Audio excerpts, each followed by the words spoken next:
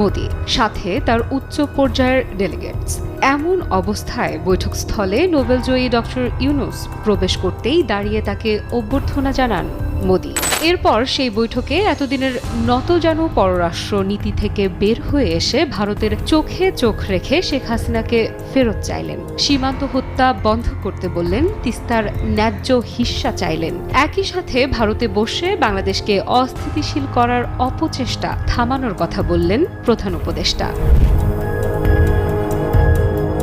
থাইল্যান্ডের ব্যাংককে অনুষ্ঠিত ষষ্ঠ বিমস্টেক সম্মেলনের ফাঁকে বাংলাদেশের অন্তর্বর্তীকালীন সরকারের প্রধান উপদেষ্টা অধ্যাপক মোহাম্মদ ইউনূস এবং ভারতের প্রধানমন্ত্রী নরেন্দ্র মোদীর এই দ্বিপাক্ষিক বৈঠকে পারস্পরিক স্বার্থ সংশ্লিষ্ট বিভিন্ন বিষয় নিয়ে আলোচনা হয়েছে, যার মধ্যে রয়েছে সাবেক প্রধানমন্ত্রী শেখ হাসিনার প্রত্যর্পণ, সীমান্ত হত্যা বন্ধ, গঙ্গা ও তিস্তা নদীর পানি বণ্টন এবং